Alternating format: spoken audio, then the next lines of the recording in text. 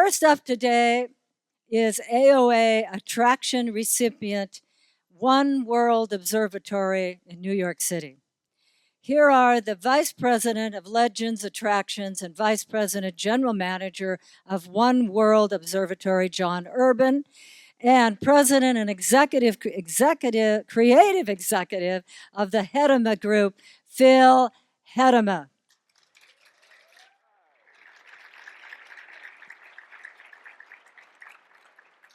Good morning, everybody. It's a real privilege and a thrill, actually, to be in a room full of so much energy and creativity to start the day, and a privilege for us as well, speaking on behalf of Legends. I want to start by congratulating all the rest of the recipients. This, for us, is a really special thing. Quick word about our company, Legends, and the Legends Attractions Division. We were formed in 2006, and we're primarily a sports and entertainment hospitality company. Our founding partners are the Jones and Steinbrenner families, so the Yankees and the Cowboys. In 2013, when the RFP was put out by the Port Authority of New York and New Jersey to develop the top of the new One World Trade Center tower, we were one of 16 companies that bid for it. It was obviously a project that had incredible importance, inspiration for New Yorkers, for the country, frankly, for the world. So there was a very hard and inspired push to try to win the award. And during that process, of course, we met and joined forces with Phil Hedema and his incredible team at the Hedema Group. And over the next couple of years, designed and developed what we'll share with you today, an experience at 1,200 feet that's really unlike anything else in the world, we think. So we're going to share a little bit about the story, the experience, and Phil will take you through sort of the milestones and the steps and some of the key members of the team that contributed to the experience. We opened last May, on the 29th of May. So 9-10 months in, we've welcomed over 2 million people already. So we're obviously thrilled about that. And as I say, speaking on behalf of the whole team there's 450 of us every day that run One World Observatory. And it really is, it's a privilege and an honor to welcome the world to that site and watch the oohs and the ahs and the emotion that comes forward every single day at the top of One World Trade. Talk a little bit more about the brand and about how we develop the message and our part of the New York downtown story. But I want to take you through real quick a kind of a sizzle reel that we put together that sort of tells the story of the first weeks of One World Observatory and a lot of the coverage that we got, and it'll also give you a little bit of insight into the experience itself. So we'll roll that. Good morning from the top of the new One World Trade Center. We are going to give you the first look at the spectacular views from the tallest building in the Western Hemisphere. The observatory at One World Trade Center will officially open to the public today. The tallest building in the Western world opens to the public today. In New York ist fast 14 Jahre nach der Zerstörung des World Trade Center eine neue Aussichtsplattform eröffnet worden. El observatorio en el rascacielos más alto del país ofrece vistas espectaculares. This observatory is just pretty incredible. It's not like you just get on an elevator and come up. It's an experience. It was an amazing experience. We flew over especially for this day from England. The first thing you'll notice is a gigantic world map tracking where you're from and playing a greeting in your language.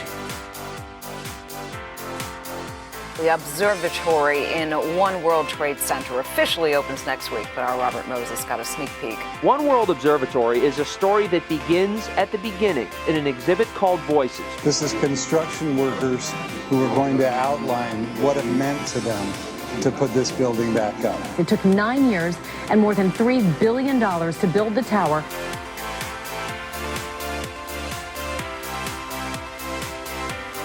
You walk into an area called Foundations, and you are reminded that this is a building that is strong.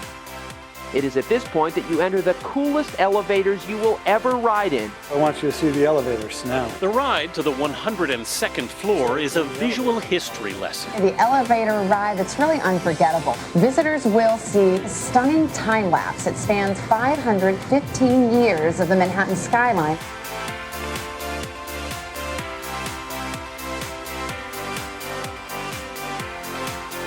When you exit on the 102nd floor, you enter the See Forever Theater.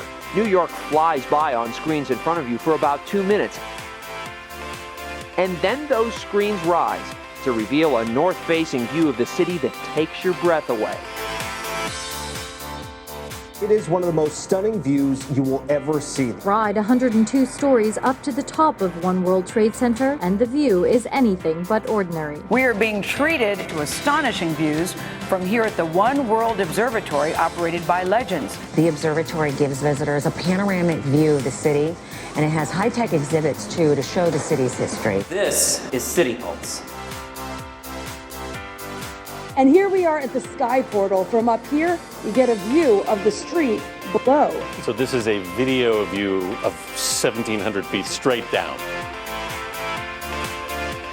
You can actually rent this space out for weddings or parties. One floor below are the 3 new restaurants.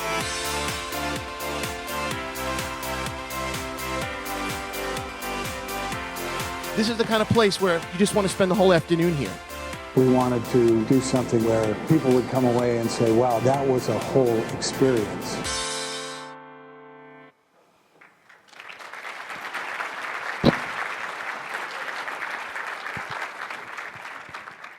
Great, thank you. That hopefully gives you a little bit of a feel. You know, in the observatory world, I guess the formula of an elevator ride to the windows has kind of been the formula for quite some time. And what was so brilliant and captivating really about what Phil and his team did was to really change the game entirely. You know, obviously the opportunity at the top of One World Trade Center almost really demanded that you do something more than the expected. So the idea of telling those stories and immersing people in the New Yorkness and what we call the goosebumps, those are not really words that are generally associated with these kinds of things, but they really are now in light of the One World experience. So as I said, we opened on May 29th. We operate every day from 9 to 10 p.m. We sell a time ticket. We do every 15 minutes. We do about, when we're pulsing at our high end rate, we do about 1,125 people an hour. So a good day for us typically on the weekends is in the 12 to 13,000 range. Just to get you orientated real quick with the building itself, obviously a $4 billion project on the site downtown. The Port Authority of New York and New Jersey, as I said, is the landlord of the building. So just to give you a quick sense of how that sort of lays out, the ground floor, which is our concourse, we have roughly 120,000 square feet in total across 4 different floors. The ground floor down below, which is where our main box office is located, on West Street, on the West Plaza of the tower, towards the highway side, if you're familiar. The B2 level is our welcome concourse. We'll take you through that a little bit more in terms of the guest journey. The elevators, 5 dedicated elevators that were revved up to 2,000 feet a minute.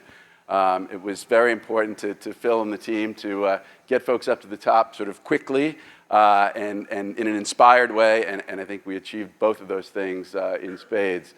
So that ride at 2,000 feet a minute to the top is about 46 seconds. So even if folks have a little bit of anxiety about going up to that height, they don't have a lot of time to think about it. And if you think about it sort of as a layer cake at the top, we take you to the uppermost of the 3 floors.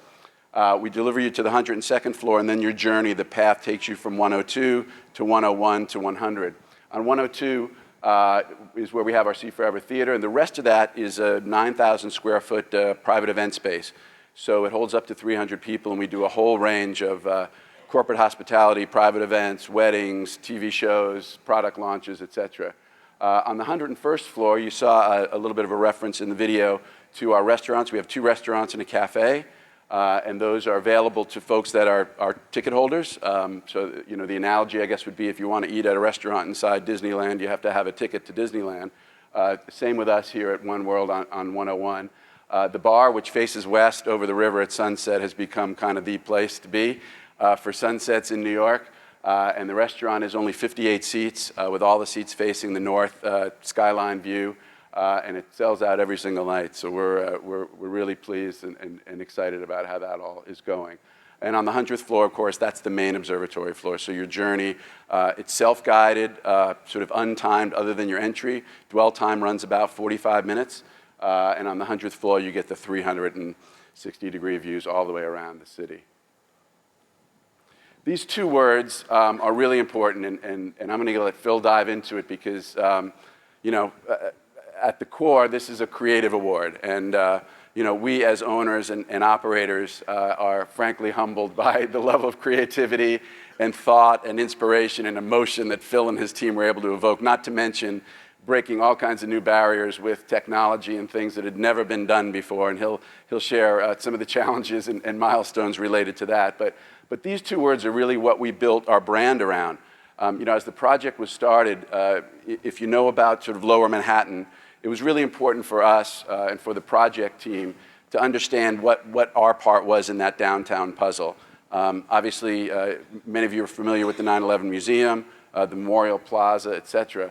I think very early on there was a recognition that the museum tells the story of 9/11 and the events leading up to and following that day more powerfully, more carefully, frankly, more beautifully than anybody ever could. I think we decided that we needed to leave that to them, that experience was the sort of the emotional punch in the gut.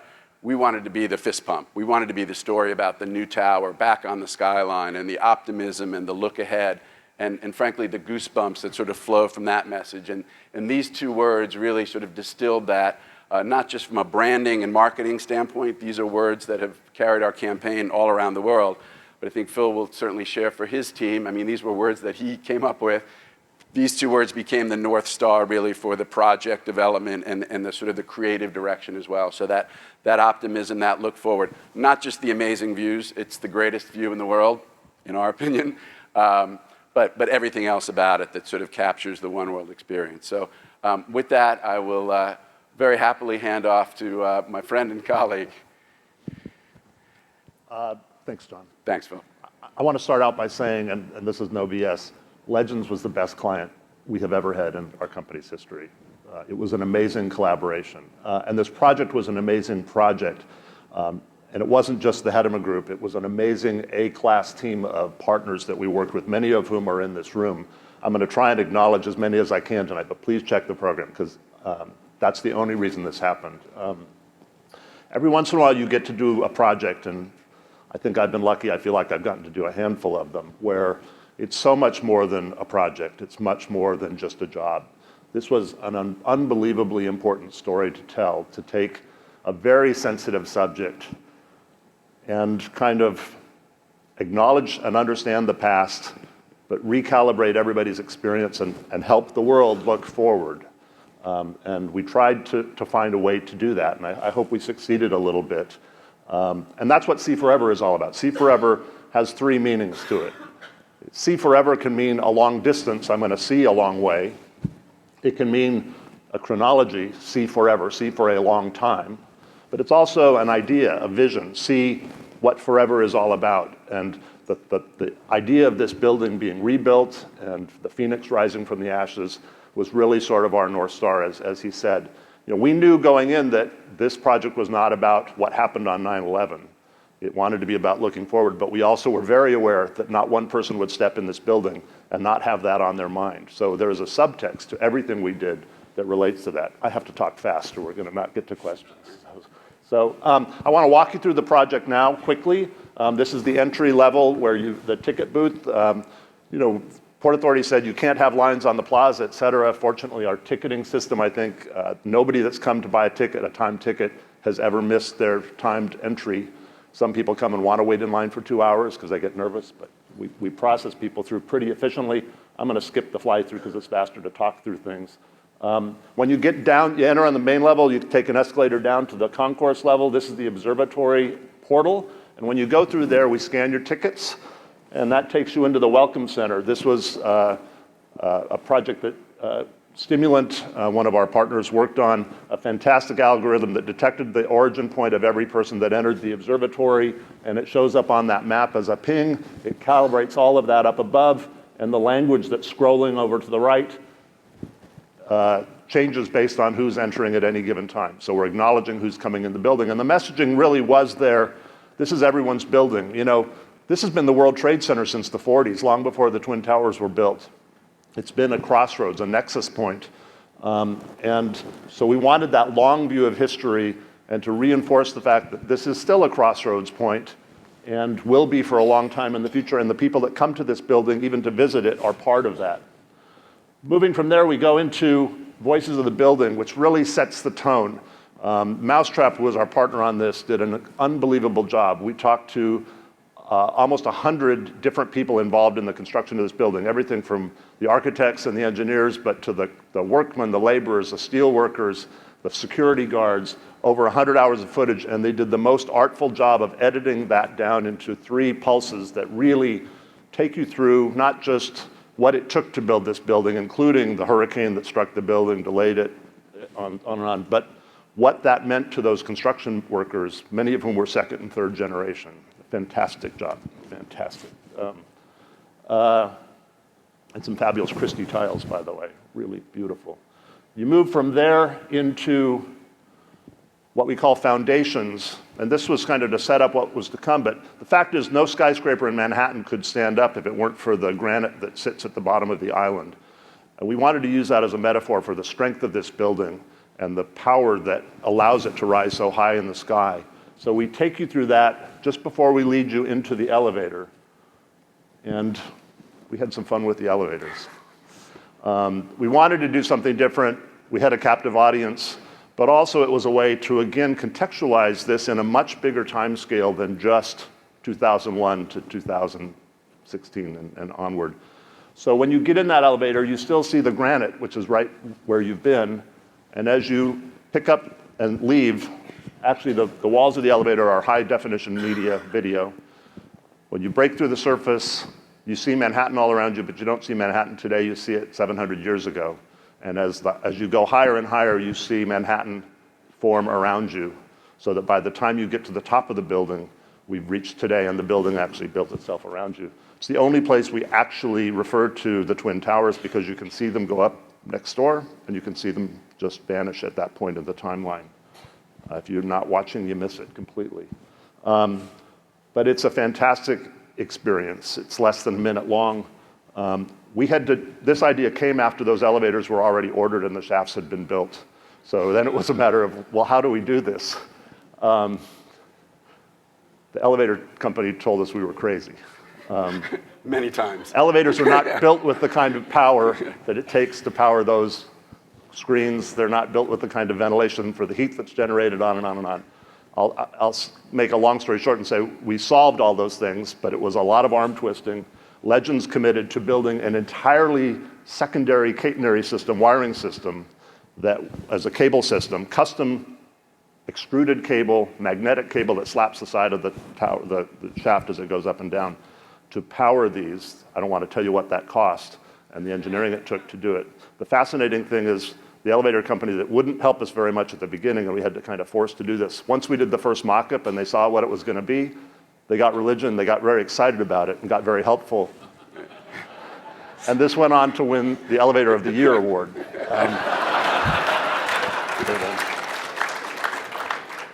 So I think we've got a quick, this is the 3 walls of the elevator flattened out. So real quickly, I'm going to just take you on a trip. Here we're down in the bedrock. We break through the surface. That's what Manhattan looked like. It's all landfill down there. And as you can see, it starts to assemble itself as we get, you can see the time going by. There's a little indicator that says how high you are on your ride. But that's what Manhattan looked like as it went up. This is all computer generated. We researched all of this and then built every bit of it. And in about 1 second, you're going to see Twin Towers were built. And in 2001, they just disappeared. And as this building started to go up, it started to assemble around you, so that by the time you get to the top, you're there, and there's a building there.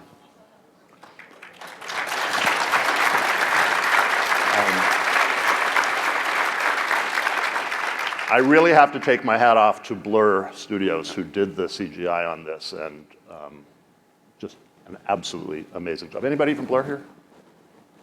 They should be. It's an amazing, amazing job. So we let you out of the elevators.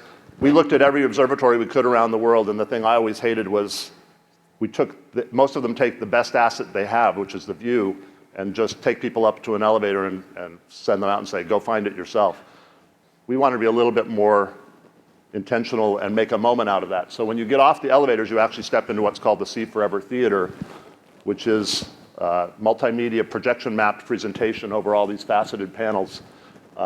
Realization of Montreal produced a fantastic movie that's about the diversity and the rhythm of New York that really summarizes how we all see New York in a different way. But the really cool thing is at the end of that 2 minutes, those panels break apart and they lift up and they reveal the view. So everybody gets it at the same dramatic moment with a great dramatic musical score by Yessian Music. Fantastic. And people clap and cry and high-five. It's a moment unlike anything you can imagine. It really is very special when those screens lift up. About every 3 minutes, we get a pretty good ooh and ah. So I got to go quickly here because we want to let you ask some questions. From there, you're free to observe the rest of the observatory. This was a fantastic piece of technology we developed. This is a gesture-based data system. We wanted to be able to talk casually with anybody that was there and not have a pre-programmed show about New York, but we knew people would have questions about what are you looking at, you know, what's going on in the city, et cetera. This is a gesture-based system. You can see the band on his arm. He can change the image by sweeping his hand around like that. Every panel can go to a different category. There's also a touchscreen interface, so guests can say, what's that when we put a map up? It can zoom in on different landmarks of New York, and it has about 20 layers of stories that it can call up, everything from dining to entertainment to sports to whatever. So whatever anybody wants to know, that host can program and tailor their show to them. So not only was creating that from a technical point of view, but assembling all that content in a coherent way. And we worked with local projects who were a great partner on this it was a really unique design challenge. And there's two of those, one in the north and one in the south. We also had to make it fit in the space. We had to work with the existing architecture. And I need to shout out a couple other people here. Jody Roberti's right here was our project architect, and amazing, made this look like what it looks like. And sitting next to her is Jared Kreider, who was our man on the ground for the whole project all the way through, did a fantastic job. And Eric Hungerford is here somewhere, I think, who was responsible for all the media. They're the core of our team. Questions? We're going to go quick. One last thing. This is the Sky Portal. There's no terrace on here. You can't look down, but everybody wants to do that. So we created that. This is a real, very high-def screen with two real-time cameras looking down that are stitched together. Getting the resolution on this, I don't even want to go into what it took to do that, but it gives you the ability to walk right over what seems like a hole in the floor and look straight down to exactly what you're looking at that given moment. Electrosonics and TechMD were our media partners. Electrosonics built everything that was here and did a fantastic job. I left out Adirondack Scenery too, by the way, who built all of our scenery for the whole place, and were also a great partner. The only other thing I want to say before we turn over to questions is, this is the most secure building in the world. The concrete's this thick everywhere. You can imagine what taking deliveries in a building like that were. And they were paying attention to that. You can imagine why. So the logistics of doing this building and doing this project and doing the install, I will just say were fascinating. And Jared will tell you that whatever the rules were for clearing deliveries through security, they changed them every 2 weeks.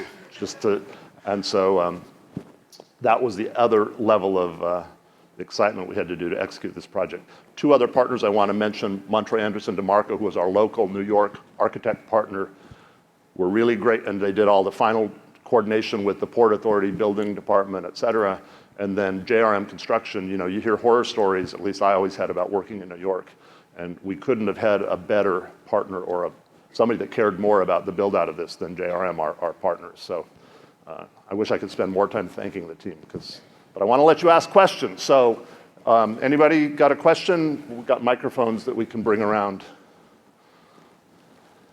Can you talk a little bit more about the research for the computer graphics on the elevator in terms of what documents you had available to you and the balance between recreation and invention, if necessary?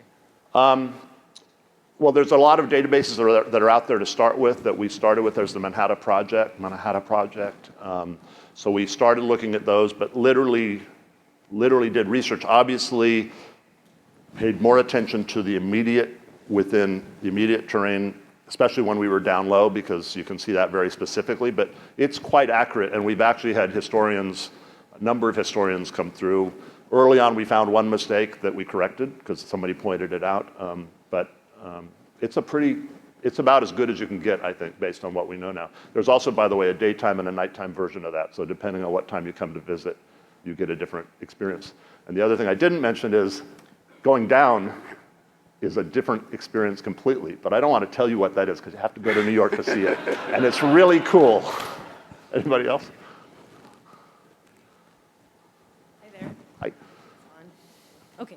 Hi, I'm Sarah, work at Universal, and I'm curious if you can talk about how the situation works when guests enter and it greets them in their country of origin, as you said. How does it know? I mean, can you talk about that? What's the Big data. I mean, I think that's so cool. I'm wondering if you can talk more about it. If you can't, obviously that's cool. But yeah, well, frankly, it's derived mostly from if you purchase with a credit card, which most people do today. Your credit card knows where you're from.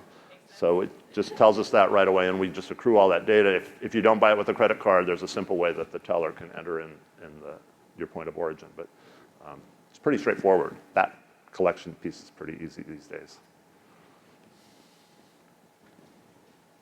Anything else? Oh, come on. Yeah, Good morning. Ernie Marjoram, concept illustrator. Hey, Ernie. Very high profile project, very well done. You mentioned there were 16 competitors on it.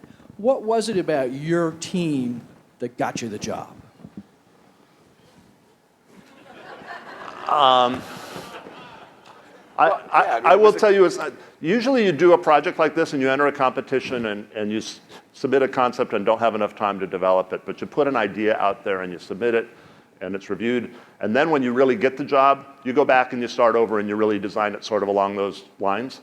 I will have to tell you, they came back to us and said, no, we want this exactly as you designed it, which was like, oh shit. Now we really have to do it. And in fact, what turned into the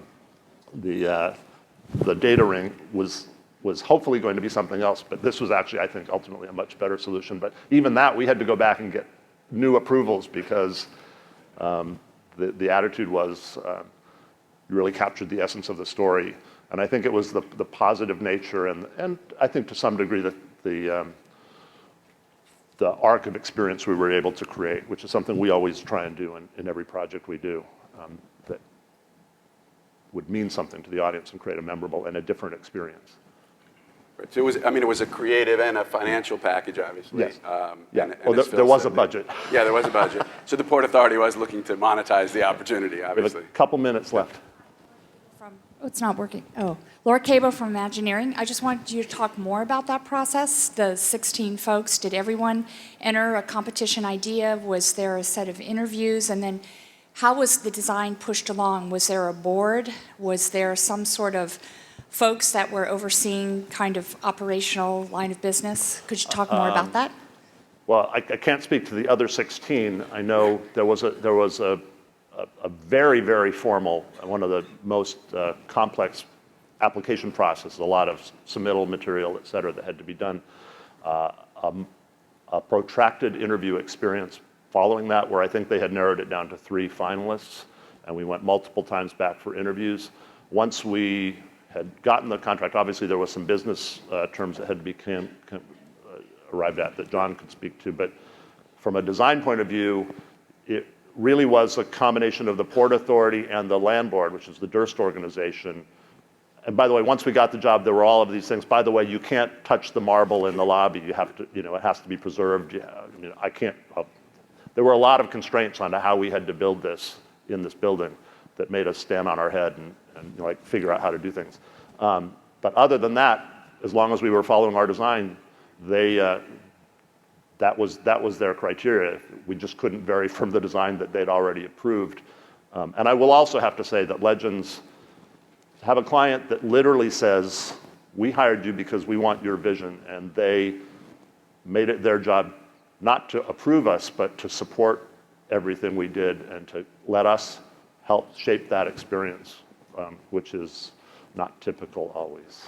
And with that, we'll give a shout out to Dave Kirshner, who was the project executive from the Legend side, and Phil's Phil's counterpart and partner throughout that process, and Dave deserves an awful lot of the credit. And we also didn't acknowledge, I don't think he was able to be here this morning because he's not feeling well, but Bob Zorn is the head of operations, who used to run the World Trade Center and the Empire State Building, and now has a new home and a... Right on cue. With that, thank you.